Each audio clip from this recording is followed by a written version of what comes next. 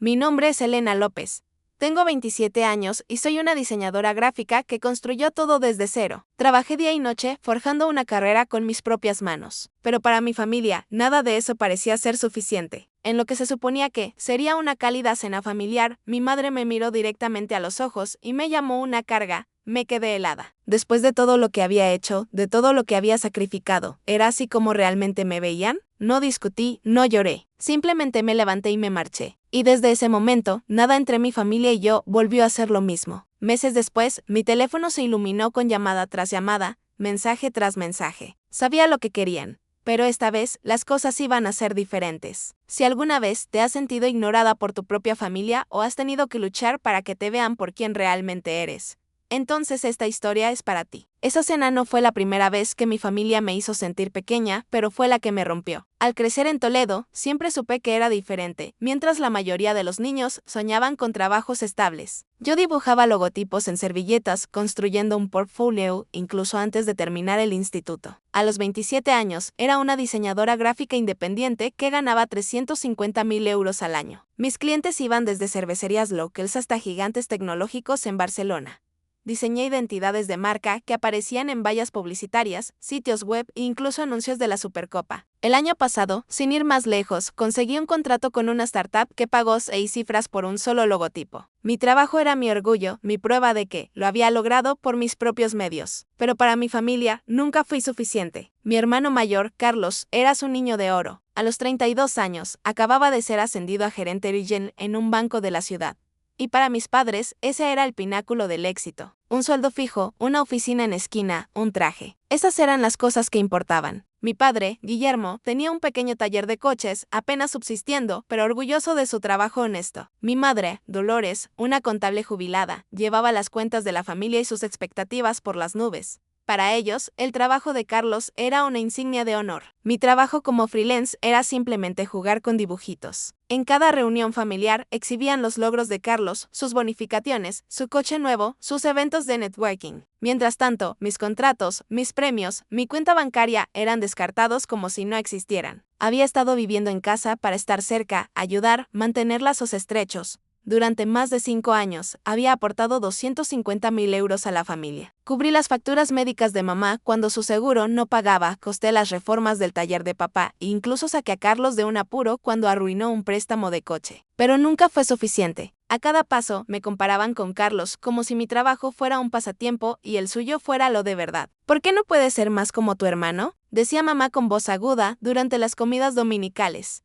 Papá asentía, añadiendo, Carlos está haciendo contactos, construyendo algo real. Yo me mordía la lengua, tragaba el dolor y seguía extendiendo cheques. El punto de quiebre llegó en una cena familiar para celebrar el ascenso de Carlos. Era una cálida tarde de verano, de esas en las que las montañas de Toledo se tiñen de rosa al atardecer. Había pasado todo el día terminando un proyecto para un cliente, un cambio de marca para una cervecería artesanal que iba a expandirse a nivel nacional. Estaba agotada, pero orgullosa, lista para relajarme con mi familia. Mamá había preparado su asado de olla característico, y papá incluso había cerrado el taller temprano. Carlos apareció con un traje nuevo, sonriendo como si hubiera ganado la lotería. Me alegré por él, sinceramente, pero mientras nos sentábamos alrededor de la mesa del comedor, el ambiente cambió rápidamente. Mamá empezó a hablar del nuevo cargo de Carlos, de cómo estaba conociendo gente importante en el banco. Esto es muy importante para la familia, dijo, sus ojos brillando de orgullo. Necesitamos mostrarle a Toledo que somos un nombre a respetar. Papá asintió, levantando su copa hacia Carlos. Entonces, mamá se volvió hacia mí, su sonrisa desvaneciéndose. Elena, ¿por qué no invitaste a algunos de los colegas de Carlos? A su jefe, quizás. Podríamos haber hecho de esto un verdadero evento. Su tono era acusatorio, como si hubiera fallado en alguna prueba tácita.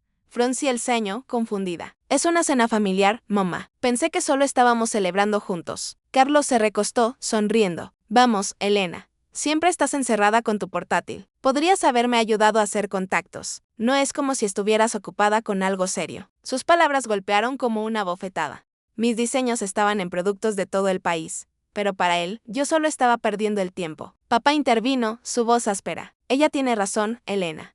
Deberías estar impulsándonos, no sentada al margen. Carlos está haciendo negocios. ¿Qué haces tú por la familia? Apreté el tenedor, mis nudillos blancos.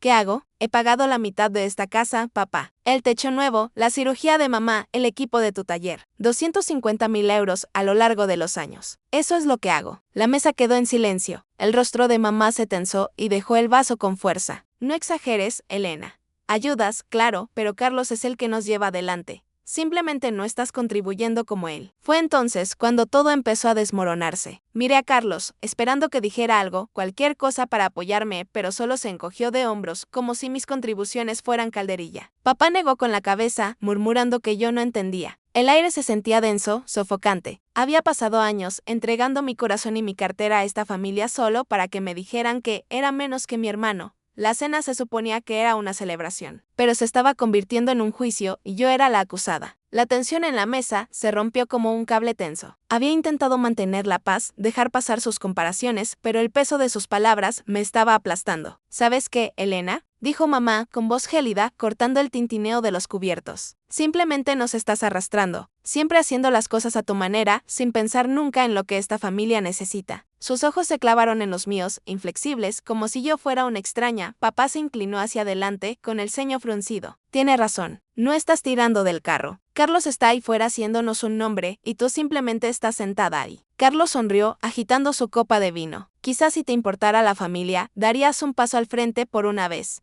dijo, con un tono lo suficientemente afilado como para doler. Mis manos se cerraron en puños, debajo de la mesa, mis uñas clavándose en las palmas.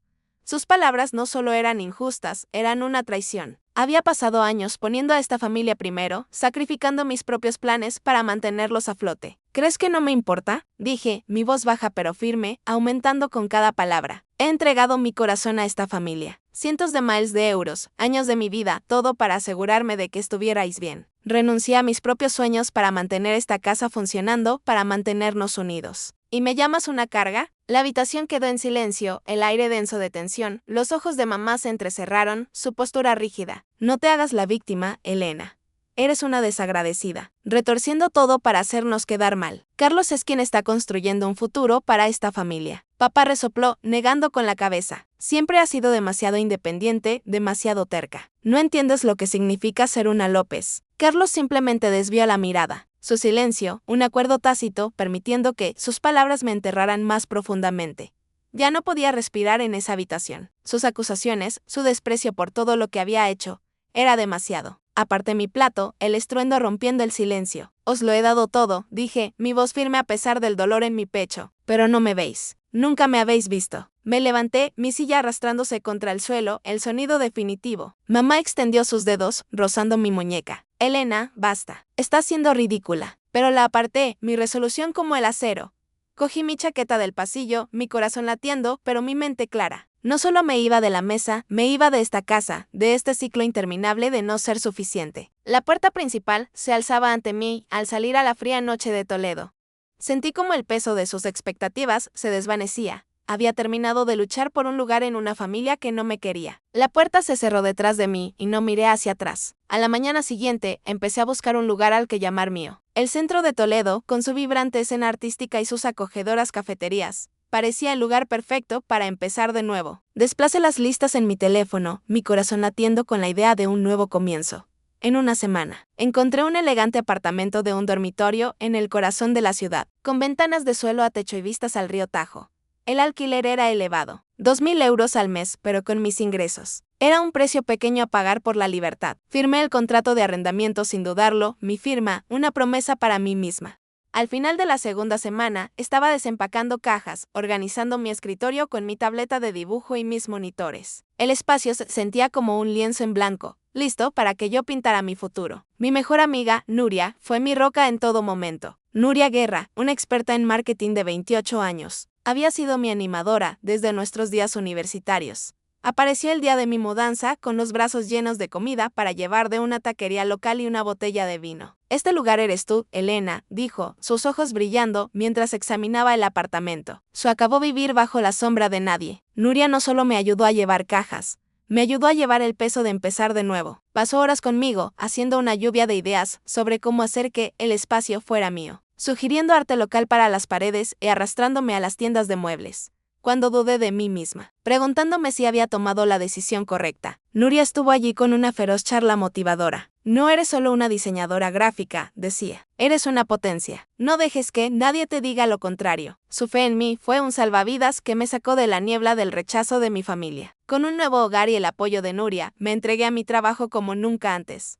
Unas semanas después de mudarme, recibí un correo electrónico de una startup con sede en Toledo, una empresa que estaba creando una aplicación para entusiastas de la vida al aire libre. Querían una identidad de marca completa, logotipo, sitio web, interfaz de aplicación, todo el paquete. Era el tipo de proyecto para el que vivía, combinando creatividad con propósito. Pasé noches enteras dibujando conceptos, ajustando paletas de colores y codificando maquetas. La CEO de la startup, una joven emprendedora llamada Sofía, quedó encantada con mis primeros borradores. Esto es exactamente lo que habíamos imaginado, me dijo durante una videollamada. Su entusiasmo era contagioso. Puse todo mi empeño en ese proyecto, impulsada por un fuego que no había sentido en años. No se trataba solo del dinero. Se trataba de demostrarme a mí misma que podía prosperar por mis propios medios. El proyecto fue un éxito, la startup se lanzó con mis diseños en el centro y su aplicación se disparó a la cima de la escena tecnológica local. Mi bandeja de entrada se inundó de consultas de otras empresas impresionadas por el revuelo. Al final del primer mes, en mi nuevo lugar, había conseguido 2 contratos más. Uno para una cadena nacional de librerías, otro para una cervecería artesanal que se expandía por Castilla-La Mancha. Mis ingresos, ya sólidos con 350.000 euros al año, subieron a 450.000 euros. Los 100.000 euros extra provinieron del proyecto de la startup y los nuevos clientes que trajo. Por primera vez, no trabajaba para complacer a nadie más. Cada diseño, cada noche en vela, era para mí. Siempre me había encantado mi trabajo, pero ahora volvía a sentirse como una vocación, una chispa reencendida. Viviendo sola en Toledo, redescubrí lo que me hacía feliz. Empecé a correr por el sendero del río cada mañana. El aire fresco despejando mi mente. Me uní a un colectivo de arte local, conociendo a otros creativos que veían mi trabajo por lo que era arte, no solo un trabajo. Pasaba las noches en noches de micrófono abierto, eventos de galería, absorbiendo la energía de una ciudad que celebraba a personas como yo. Nuria me arrastraba a noches de preguntas y respuestas en bares locals donde nos reíamos de malos juegos de palabras y cerveza barata. Estaba construyendo una vida que se sentía plena, no agobiada por expectativas o comparaciones. No solo estaba sobreviviendo, estaba prosperando, libre de ser la persona que siempre había querido ser. El pasado aún persistía, un leve dolor en los momentos de tranquilidad, pero ya no me definía. Estaba escribiendo un nuevo capítulo donde mi valor no estaba en debate. Mientras yo construía mi nueva vida, el mundo de mi familia comenzó a desmoronarse. Sin mí para mantener las cosas unidas, las grietas en sus cimientos comenzaron a aparecer. La casa de los López, una vez sostenida por mis contribuciones, ahora estaba tambaleándose al borde del colapso.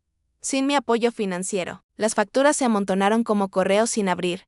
Los pagos de la hipoteca de la casa, que ya había cubierto discretamente cuando las cosas se ponían difíciles, se convirtieron en una carga que no podían manejar. El taller de coches de papá, que ya luchaba en el competitivo mercado de Toledo, enfrentó crecientes gastos, nuevas herramientas, alquiler y servicios que yo solía compensar. Mamá, que siempre se había enorgullecido de mantener las finanzas familiares bajo control, se encontró mirando un libro de contabilidad lleno de números rojos. Habían dependido de mí durante años, pero solo ahora, con mi partida, la realidad les golpeó. La red de seguridad que les había proporcionado ya no estaba allí y ellos estaban cayendo libremente. Carlos, su niño de oro, fue el primero en flaquear. Recién salido de su ascenso, había estado en la cresta de la ola. Convencido de que podía aprovechar sus conexiones bancarias para conseguir una gran victoria, invirtió los ahorros de la familia, dinero de las ganancias del taller de papá, en una startup tecnológica que había conocido a través de un colega. Fue un movimiento arriesgado, una aplicación llamativa que prometía revolucionar el turismo local. Pero la startup era un castillo de naipes, mal gestionada y sobrevalorada. En 3 meses, se hundió, llevándose consigo la inversión de la familia. La pérdida no fue solo financiera.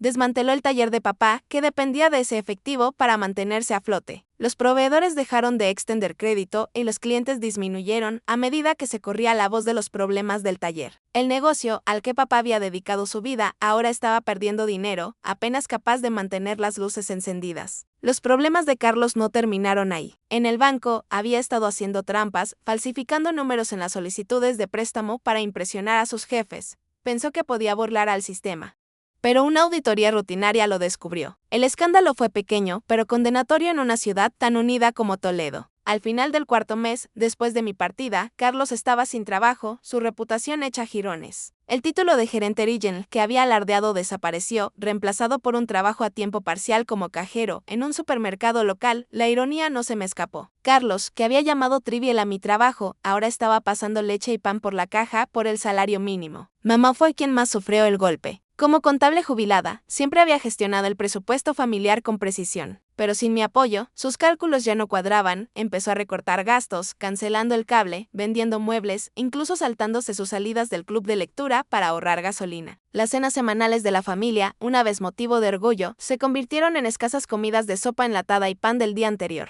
El orgullo de mamá le impidió admitir lo mal que estaban las cosas, pero la tensión se notaba en su expresión tensa, en la forma en que se demoraba en las viejas fotos de tiempos mejores.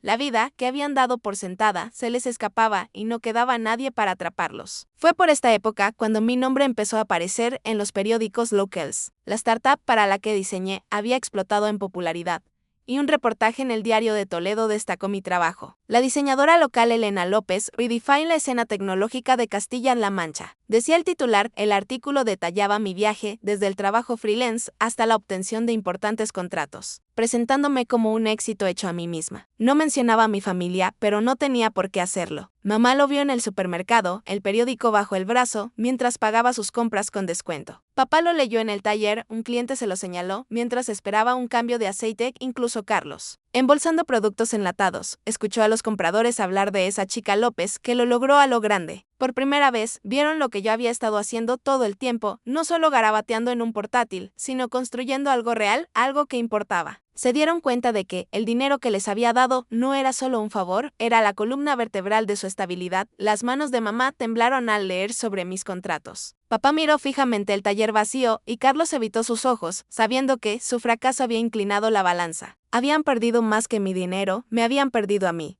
Y ahora estaban pagando el precio. Su mundo se estaba encogiendo, mientras el mío apenas comenzaba a expandirse. 6 meses después de que me marché, había construido una vida en el vibrante centro de Toledo, lejos del peso de sus expectativas. Pero el pasado tiene una forma de alcanzarte. Una tarde de otoño, mientras dibujaba un nuevo logotipo en mi apartamento, mi teléfono zumbó sin cesar. Lo ignoré al principio, concentrada en mi trabajo, pero las notificaciones seguían acumulándose. No fue hasta más tarde que vi la verdad. Mi familia estaba en mi puerta, desesperada por cerrar la brecha que yo había dejado. Llegaron a mi edificio sin previo aviso. Un trío de rostros familiares de pie torpemente en el elegante vestíbulo. Mamá, con el abrigo bien ajustado contra el frío de octubre, agarraba su bolso como un salvavidas. Papá, con los hombros caídos, se veía fuera de lugar con sus botas de trabajo desgastadas sobre el pulido suelo de mármol. Carlos, ya no el banquero pulcro, se movía incómodo con una chaqueta descolorida, su confianza reemplazada por una tranquila inquietud. Habían conducido por toda la ciudad hasta mi nueva dirección, probablemente reconstruida a partir de fragmentos del periódico local, o un comentario casual de un conocido mutuo. El portero los había rechazado, pero se quedaron, sin querer irse sin verme.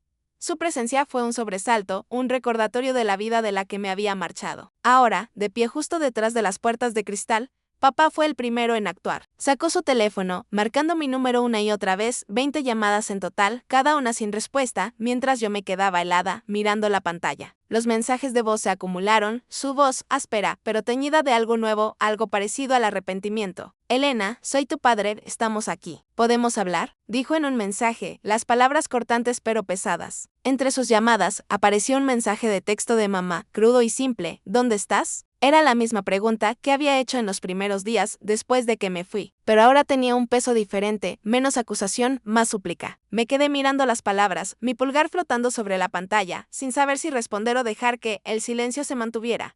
La recepcionista del edificio, Adán, fue quien rompió el estancamiento. Adán Morales, un chico alegre de unos 30 años que siempre me saludaba con una sonrisa, me llamó por el intercomunicador desde la recepción. Elena, tienes visitas, dijo a través del intercomunicador, su tono cauteloso pero amable. Tu familia está aquí abajo, mamá, papá y tu hermano. Están preguntando por ti.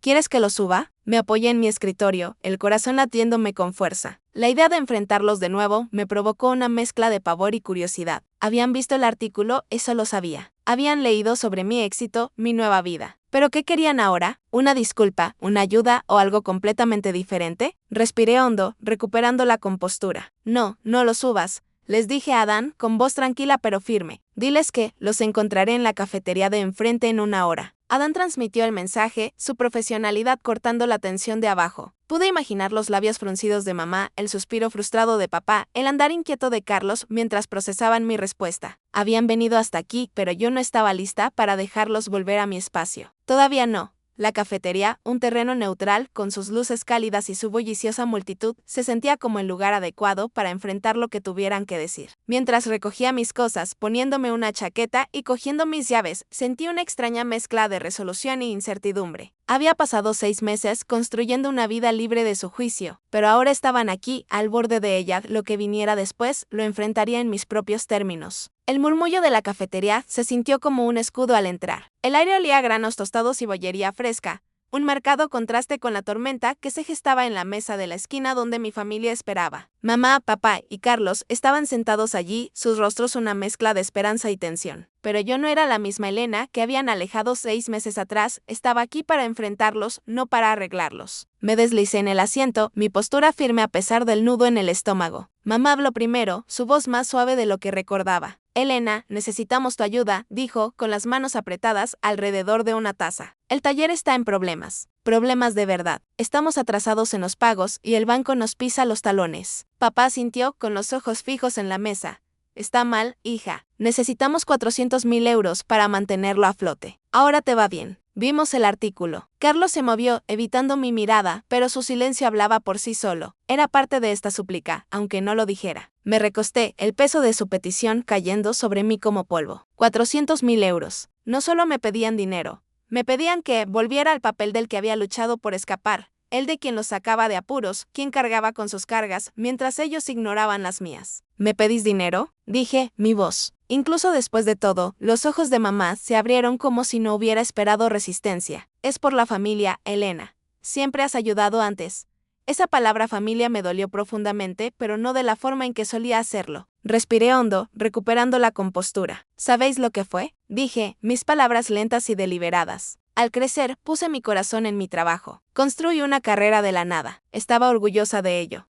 Orgullosa de las vallas publicitarias, las aplicaciones, las marcas que creé. Pero nunca lo visteis. Lo llamasteis un pasatiempo. Dijisteis que no era suficiente. Me comparasteis con Carlos todos los días como si fuera un fracaso por elegir mi propio camino. Miré a Carlos, con el rostro pálido. Te burlabas de mi trabajo, Carlos, mientras yo pagaba por tus errores. Y tú, mamá, papá, me llamasteis egoísta, una carga, cuando yo era la que mantenía unida a esta familia. La mesa quedó en silencio, el parloteo de la cafetería desvaneciéndose en el fondo. Los labios de mamá se abrieron, pero no salieron palabras. Las manos de papá se apretaron, los nudillos blancos, pero no interrumpió. Carlos miró su café, con los hombros encorvados. Seguí hablando, mi voz firme pero cruda. Os lo di todo, mi dinero, mi tiempo, mi corazón, y me lo devolvisteis a la cara. Me hicisteis sentir pequeña, como si nunca fuera a estar a la altura. Me fui porque tenía que salvarme. Y ahora estáis aquí pidiendo 400.000 euros como si nada hubiera cambiado. Mamá extendió su mano, temblorosa. Elena, no lo dijimos así. Lo sentimos. Vale, ahora vemos que estás haciendo cosas increíbles. Sus palabras eran desesperadas, pero se sentían huecas, como una ocurrencia tardía nacida de la necesidad. Papá añadió, su voz áspera. Estamos en un agujero, Elena.